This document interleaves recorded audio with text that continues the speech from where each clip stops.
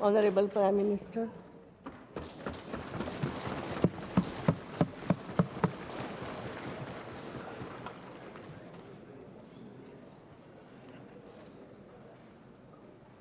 आदरणीय अध्यक्ष महोदया, मैं आपका और सदन के सभी आदरणीय सदस्यों का आभार भी व्यक्त करता हूं और हम सब आज गौरव भी महसूस कर रहे हैं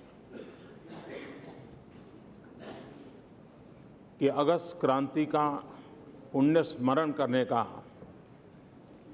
इस सदन के पवित्र स्थान पर हम लोगों को सौभाग्य मिला है।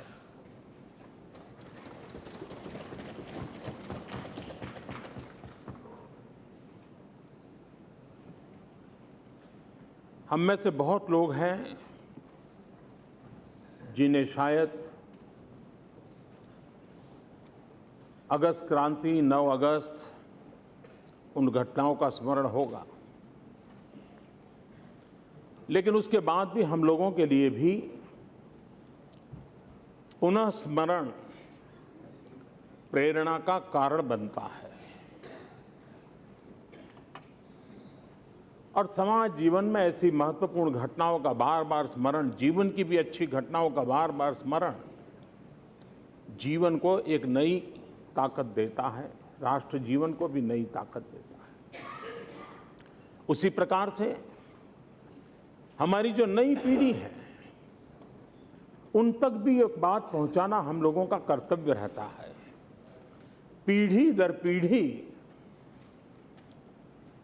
इतिहास के एक स्वर्णिम पृष्ठों को, उस समय के माहौल को, उस समय के हमारे महापुरुषों के बलिदान को, कर्तव्य को, सामर्थ्य को आने वाली पीढ़ियों तक पहुंचाने का भी हर पीढ़ी का दायित्व रहता है। जब अगस्त क्रांति के 25 साल हुए, 50 साल हुए, देश के सभी लोगों ने उन घटनाओं का स्मरण किया था। आज 75 साल हो रहे हैं और मैं इसे बड़ा महत्वपूर्ण मानता हूं और इसलिए मैं अध्यक्ष महोदय जी का आभारी हूं कि आज हमें ये अवसर मिला है। देश के स्वतंत्रता आंदोलन में 9 अगस्त एक ऐसी अवस्था में है, इतना व्यापक, इतना तीव्र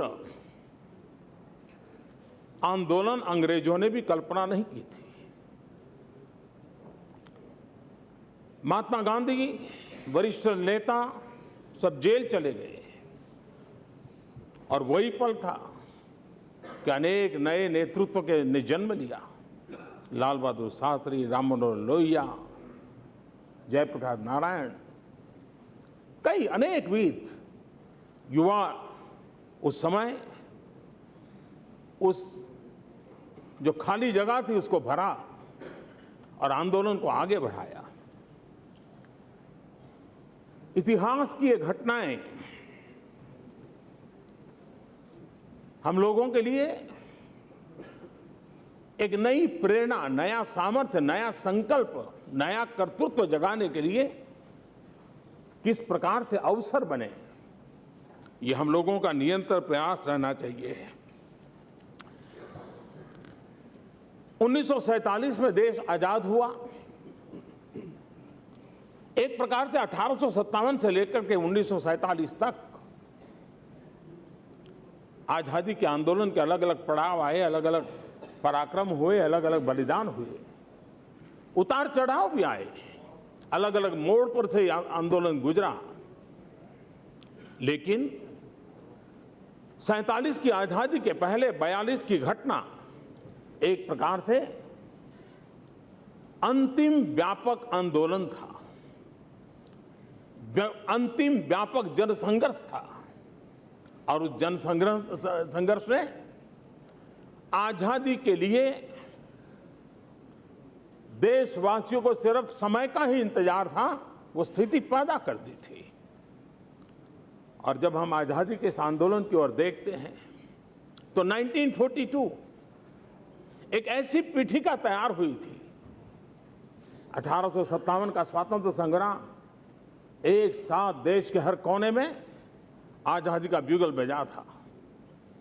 और उसके बाद महात्मा गांधी का विदेश से लौटना, लोकमान्य तिलक का पूर्ण स्वराज और स्वराज मेरा जन्मसिद्ध अधिकार है, उस भाव को प्रकट करना, 1930 में महात्मा गांधी की दांडी मार्च, नेताजी सुभाष बोस द्वारा आजाद हिंद फौज की स्थापना, अनेक वीर भगत सिंह, सुखदेव, राजगुरु, चंद्रशेखर आजाद, चाफेकर बंधु, अनगिनत अपने अपने समय पर बलिदान देते रहे। ये सारा ने एक पीठिका तैयार की और इस पीठिका का परिणाम था कि 42 ने देश को एक उस छोर पे लाकर रख दिया कि अब नहीं तो कभी नहीं, आज नहीं होगा तो फिर कभी नहीं होगा, कि मिजाज देशवासियों का बन गया था। और इसके कारण उस आंदोलन में इस देश का छोटा मोटा हर व्यक्ति जुड़ गया था। कभी लगता था कि आजादी का आंदोलन एक एलिट क्लास के द्वारा चल रहा है, लेकिन 42 की घटना, देश का कोई कोना ऐसा नहीं था, देश का कोई वर्ग ऐसा नहीं था, देश की कोई सामाजिक अवस्था ऐसी नहीं थी कि जिसने इसे अपना न माना हो, और गांधी के शब्दों को लेकर के वो चल पड़े थे। यही तो आंदोलन था। जब अंतिम स्वर में बात आई, भारत छोड़ो, और सबसे बड़ी बात है, महात्मा गांधी के पूरे आंदोलन में जो भाव कभी प्रकट नहीं हो सकता था, पूरे गांधी के चिंतन, मनन और विचार और आचार को देखें, उससे हटकर के घटना घटी कि इस महापुरुष ने कहा करेंगे या मरेंगे। गांधी के मुंह से करेंगे या मरेंगे शब्द देश के लिए अजूबा था, और इसलिए गांधी को भी उस समय कहना पड़ा था। और उन्होंने शब्द कहा था, आज से आप में हर एक को स्वयं को एक स्वतंत्र महिला या पुरुष समझना चाहिए और इस प्रकार काम करना चाहिए मानो आप स्वतंत्र है। मैं पूर्ण स्वतंत्रता से कम किसी भी चीज पर संतुष्ट होने वाला नहीं हूं। हम करेंगे या मरेंगे, ये बापू के शब्द थे। और बापू ने स्पष्ट भी किया था कि मैंने मेरे अहिंसा के मार्ग को छोड़ा नहीं है। लेकिन आज स्थिति ऐसी, और वो समय जन सामान्य का दबाव ऐसा था कि बापू के लिए भी उसका नेतृत्व संभालते हुए उन जन भावनाओं के अनुकूल इन शब्द प्रयोगों को करना हुआ था। मैं समझता हूं कि उस समय समाज के जब सभी वर्ग जुड़ गए, गांव हो, किसान हो, मजदूर हो, टीचर हो, स्टूडेंट हो, हर कोई इस आंदोलन के साथ जुड़ गए और करेंगे या मरेंगे। और बापू तो यहां तक कहते थे कि अंग्रेजों की हिंसा के कारण कोई भी शहीद होता है तो उसके शरीर पर एक पट्टी लिखनी चाहिए, करेंगे या मरेंगे। और वो इस आज़ादी का आंदोलन का शहीद है। इस प्रकार की ऊंचाई तक इस आंदोलन को बापू ने ले जाने का प्रयास किया था, और उसी का परिणाम था कि भारत गुलामी की जंजीरों से मुक्त हुआ। देश उस मुक्ति के लिए छटपटा रहा था। नेता हो या नागरिक, किसी की इस भावना की तीव्रता में कसू भर भी अंतर नहीं था। और मैं समझता हूं, देश जब उठ खड़ा होता है, सामूहिकता की जब शक्ति पैदा होती है, लक्ष्य निर्धारित होता है और निर्धारित लक्ष्य पर चलने के लिए लोग कृतसंकल्प होकर के चल पड़ते हैं, तो 42 से 47 5 साल के भीतर भीतर बेड़ियां चूर चूर हो जाती हैं और मां भारती आजाद हो जाती है। और इसलिए और उस समय राम वृक्ष बेनीपुरी उन्होंने एक किताब लिखी है, जंजीरें और दीवारें, और उस परिस्थिति का वर्णन करते हुए उन्होंने लिखा है, एक अद्भुत वातावरण पूरे देश में बन गया। उस पल को उन्होंने शब्दांकित किया था। हर व्यक्ति नेता बन गया और देश के प्रत्येक चौराहा करो या मरो आंदोलन का दफ्तर बन गया। देश ने स्वयं को क्रांति के हवन कुंड में झोंक दिया। क्रांति की ज्वाला देश भर में धू धू करके जल रही थी। बंबई ने रास्ता दिखा दिया। आवागमन के सारे साधन ठप हो चुके थे। कचहरियां वीरान हो चली थी। भारत के लोगों की वीरता और ब्रिटिश सरकार की नृशंसता की खबरें सब दूर पहुंच रही थी। जनता ने करो या मरो के गांधीवादी मंत्र को अच्छी तरह दिल में बैठा लिया था। उस समय का ये वर्णन उस किताब में जब पढ़ते तब पता चलता है कि किस प्रकार का माहौल होगा। और एक वो समय था कि ये घटना ने, ये बात सही है कि ब्रिटिश उपनिवेशवाद जो था इसका आरंभ हिंदुस्तान में हुआ और इस घटना के बाद उसका अंत भी हिंदुस्तान से हुआ था।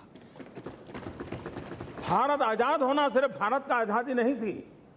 1942 के बाद विश्व के जिन जिन भूभाग में, अफ्रीका के, एशिया में इस उपनिवेशवाद के खिलाफ एक ज्वाला भड़की, उसकी प्रेरणा केंद्र भारत बन गया था। इसलिए भारत सिर्फ भारत की आजादी नहीं, एक आजादी की ललक विश्व के कई भागों में फैलाने में भारत के जन सामान्य का संकल्प और कर्तृत्व कारण बन गया था।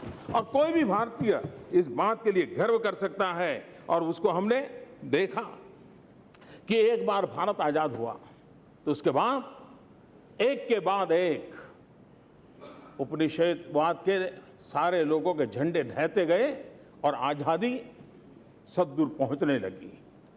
कुछ ही वर्षों में दुनिया के सारे देशों को आजादी प्राप्त हो गई।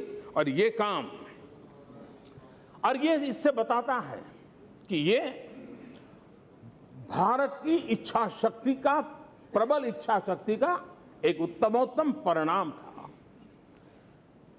हमारे लिए सबक यही है कि जब हम एक बन करके, संकल्प लेकर के, पूरे सामर्थ्य के साथ निर्धारित लक्ष्य को प्राप्त करने के लिए जुड़ जाते हैं तो ये देश की ताकत है कि हम देश को संकटों से बाहर निकाल देते हैं, देश को गुलामी की जंजीरों से बाहर निकाल सकते हैं, देश को नए लक्ष्य की प्राप्ति के लिए तैयार कर सकते हैं। ये इतिहास ने बचाया है।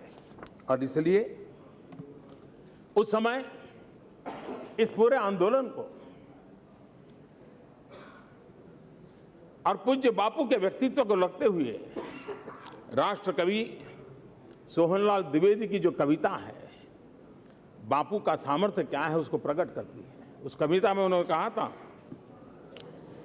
चल पड़े जिधर दो डग मग में, चल पड़े कोटि पग उसी और, गड़ गई जिधर भी एक दृष्टि, गड़ गए कोटि दृढ़ उसी और। जिस तरफ गांधी के 2 कदम चले देते थे उस तरफ अपने आप करोड़ों लोग चल पड़ते थे। जिधर गांधी जी की दृष्टि टिक जाती थी उधर करोड़ों करोड़ आंखें देखने लग जाती थी। और इसलिए इस महान व्यक्तित्व ने, लेकिन आज जब हम 2017 में हैं, हम इस बात से इनकार नहीं कर सकते कि आज हमारे पास गांधी नहीं है। आज हमारे पास उस समय जो ऊंचाई वाला नेतृत्व था वो आज हमारे पास नहीं है। लेकिन 125 करोड़ देशवासियों के विश्वास के साथ बैठे हुए हम सब लोग मिलकर के उन सपनों को पूरा करने का प्रयास करें तो मैं मानता हूं कि गांधी के सपनों को, उस स्वतंत्र सेनानियों को सपनों को पूरा करना मुश्किल काम नहीं। और आज का ये अवसर इसी बात के लिए हमें उस समय भी जो वैश्विक हालत थे 1942 में, भारत की आजादी के लिए बड़े अनुकूल माहौल था। जो भी उस इतिहास से परिचित है उनको मालूम है।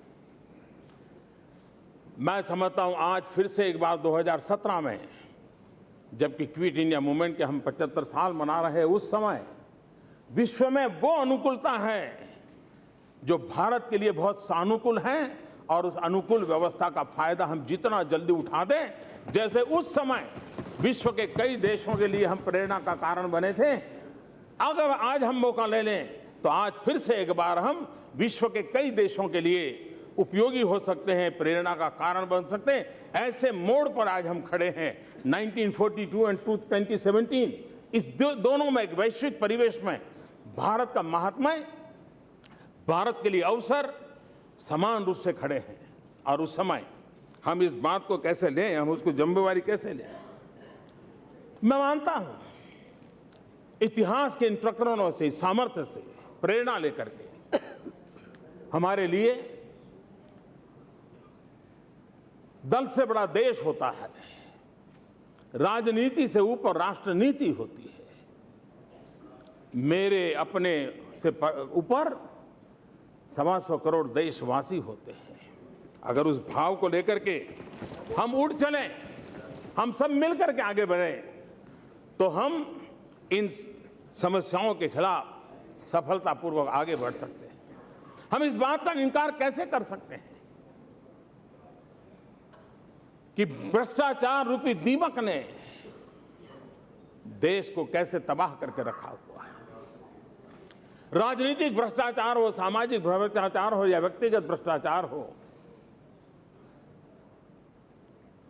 कल क्या हुआ, कब किसने किया, उसके लिए विवाद के लिए समय बहुत होते हैं। लेकिन आज पवित्र पल, हम आगे कोई ईमानदारी का उत्सव मना सकते हैं, ईमानदारी का संकल्प लेकर के देश का नेतृत्व कर सकते हैं, क्या देश को ले जा सकते हैं। ये समय की मांग है, देश के सामान्य मानवी की मांग है। गरीबी, कुपोषण, अशिक्षा, ये हमारे सामने चुनौतियां हैं। इन चुनौतियों को हम सरकार की चुनौतियां न माने, वो चुनौतियां देश की है। देश के गरीब के सामने संकट भरे सवाल खड़े हैं, और इसलिए देश के लिए जीने मरने वाले, देश के लिए संकल्प करने वाले हम सब लोगों का दायित्व बनता है कि इसको पूरा करने के लिए हम कुछ मुद्दों पर 1942 में भी अलग अलग धारा के लोग थे, हिंसा में विश्वास करने वाले भी लोग थे। नेताजी सुभाष बाबू की सोच अलग थी, लेकिन 42 में सबने एक स्वर से कह दिया था, आज तो गांधी के नेतृत्व में क्विट इंडिया यही हमारा मार्ग है। हमारे भी लालन पालन विचारधारा अलग अलग रही होगी, लेकिन ये समय की मांग है, ये समय की मांग है कि हम कुछ बिंदुओं से देश को मुक्त कराने के लिए संकल्प का अवसर लेकर के चले, चाहे गरीबी हो, भुखमरी हो, अशिक्षा हो, अंधश्रद्धा हो। महात्मा गांधी का ग्राम स्वराज का सपना कितना पीछे छूट गया। क्या कारण है कि गांव लोग छोड़ करके शहरों की ओर बस रहे। गांव की उस चिंता को, गांधी के जो मन में गांव था, क्या हम हमारे भीतर उसको पुनर्जीवित कर सकते हैं क्या? गांव, गरीब, किसान, दलित, पीड़ित, शोषित, वंचित, उसके जीवन के लिए अगर हम कुछ कर सकते हैं, मिल करके करना है। ये सवाल मेरा और तेरा नहीं है, ये सवाल इस पार का उस पार का नहीं है, ये हम सबका है, 125 करोड़ देशवासियों का है, 125 करोड़ देशवासियों के जनप्रतिनिधि का है। और यही तो जब समय होता है जब वो प्रेरणा हम लोगों को कुछ कर लेने की शक्ति देती है, और उसको लेकर के हम आगे चल सकते हैं। हम ये भी जानते हैं देश में जाने अनजाने में अधिकार भाव प्रबल होता चला गया, कर्तव्य भाव लुप्त होता गया। राष्ट्र जीवन के अंदर, समाज जीवन के अंदर अधिकार भाव का महात्म्य उतना ही रहते हुए भी अगर कर्तव्य भाव को थोड़ा सा भी हम कम आंकने लगेंगे तो समाज जीवन में कितनी बड़ी मुसीबतें होती हैं। और दुर्भाग्य से हम लोगों का वे ऑफ लाइफ, हमारे चरित्र में कुछ चीजें घुस गई है जिसमें हमें बुरा ही नहीं लगता कि मैं गलत कर रहा हूं। अगर मैं चौराहे पर रेड लाइट को छोड़ करके क्रॉस करके निकल जाता हूं तो मुझे लगता ही नहीं है कि मैं कानून तोड़ रहा हूं। मैं कहीं पर थूक देता हूं, गंदगी करता हूं, हमें लगता ही नहीं कि मैं गलत कर रहा हूं। हम अपने कर्तव्य भाव से एक प्रकार से हमारे जहन में, हमारे वे ऑफ लाइफ में इस प्रकार की नियमों को तोड़ना, कानूनों को तोड़ना, ये स्वभाव बनता चला गया है। छोटी छोटी घटनाएं हिंसा की ओर ले जा रही हैं। अस्पताल में किसी डॉक्टर के द्वारा कोई पेशेंट का कुछ हुआ, डॉक्टर दोषी है नहीं है, अस्पताल दोषी है नहीं है, रिश्तेदार जाते हैं, अस्पताल को आग लगा देते हैं, डॉक्टर को मारते हैं, पीटते हैं। हर छोटी मोटी घटना, कहीं एक्सीडेंट हो गया, हम कार को जला देते हैं, ड्राइवर को मार देते हैं। ये जो चला है, ये हम लॉ अबाइडिंग जो सिटीजन के नाते हमारा कर्तव्य होना चाहिए, हम मानने लगे हैं कि हमारे से ये छूट गया है। हमारे वे ऑफ लाइफ में ऐसी चीजें घुस गई है जैसे हमें लगता ही नहीं है कि हम कानून तोड़ रहे हैं। और इसलिए ये लीडरशिप की जिम्मेवारी होती है, समाज के अंदर हम सब की जिम्मेवारी होती है कि हम समाज के अंदर इन दोषों से मुक्ति दिला करके समाज के अंदर कर्तव्य भाव को जगाएं। शौचालय, स्वच्छता, ये विषय मजाक के नहीं है। उन मां बहनों की परेशानी समझे तब पता चलता है कि जब शौचालय नहीं होता तो रात के अंधेरे का इंतजार करते समय दिन कैसे बिताना पड़ता है। और इसलिए शौचालय बनाना एक काम है, लेकिन समाज की मानसिकता बदल करके शौचालय का उपयोग करना ये जन सामान्य की शिक्षा के लिए आवश्यक है। इस भाव को हमें जगाना होगा। और ये भाव कानूनों से नहीं होता है, कानून बनाने से नहीं होता है, कानून उसमें मदद कर सकता है, लेकिन कर्तव्य भाव जगाने से ज्यादा हो सकता है। और इसलिए हम लोगों को करना होगा। हमारे देश की माताएं बहनें, देश के अंदर कम से कम देश पर जो उनका बोझ है, देश को कम से कम जिनका बोझ सहना पड़ता है, वो अगर कोई वर्ग है तो इस देश की माताएं बहनें हैं, महिलाएं हैं।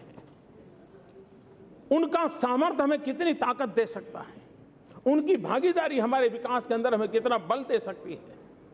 पूरे आजादी के आंदोलन में देखिए, महात्मा गांधी के साथ आंदोलन के जहां जहां हुआ, अनेक ऐसी माताएं बहनें उस आंदोलन का नेतृत्व करती थी। और देश को आजादी दिलाने में भी हमारी माताओं बहनों का उस युग में भी उतना ही योगदान था। आज भी राष्ट्र के जीवन में उनका उतना ही योगदान है। उसको आगे बढ़ाने की दिशा में हम लोगों ने कर्तव्य से आगे बढ़ना चाहिए। ये बात सही है कि 1857 से 1942 हमने देखा कि आजादी का आंदोलन अलग अलग पड़ाव से गुजरा, उतार चढ़ाव आए, अलग अलग मोड़ आए, नेतृत्व नए नए आते गए। कभी क्रांति का पक्ष ऊपर हो गया तो कभी अहिंसा का पक्ष ऊपर हो गया, कभी दोनों धाराओं के बीच में टकराव का भी माहौल रहा, कभी दोनों धाराएं एक दूसरे को पूरक भी हुई। लेकिन हमने देखा है कि लेकिन ये सारा 1857 से 1942 का कालखंड हम देखें, एक प्रकार से इंक्रीमेंटल था, धीरे धीरे बढ़ रहा था, धीरे धीरे फैल रहा था, धीरे धीरे लोग जुड़ रहे। लेकिन 1942 टू 1947 वो इंक्रीमेंटल चेंज नहीं था, एक डिसरप्शन का एनवायरनमेंट था। और उसने सारे समीकरणों को खत्म करके आजादी देने के लिए अंग्रेजों को मजबूर कर दिया था, जाने के लिए मजबूर कर दिया। 1857 से तो 1942 धीरे धीरे कुछ होता रहता था, चलता रहता था, लेकिन 42 से 47 वो स्थिति नहीं थी। हम भी देखें समाज जीवन में, हम पिछले 100-200 साल का इतिहास देखें तो विकास की यात्रा एक इंक्रीमेंटल रही थी।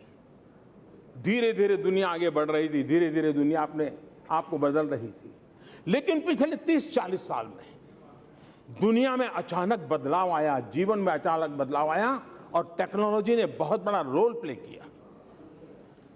कोई कल्पना नहीं कर सकता जो ये 30-40 साल में दुनिया में जो बदलाव आया है, व्यक्ति के जीवन में, मानव जीवन में, सोच में जो बदलाव आया है, 30-40 साल पहले हमें नजर भी नहीं आता था। एक डिसरप्शन वाला एक पॉजिटिव चेंज हम अनुभव करते हैं।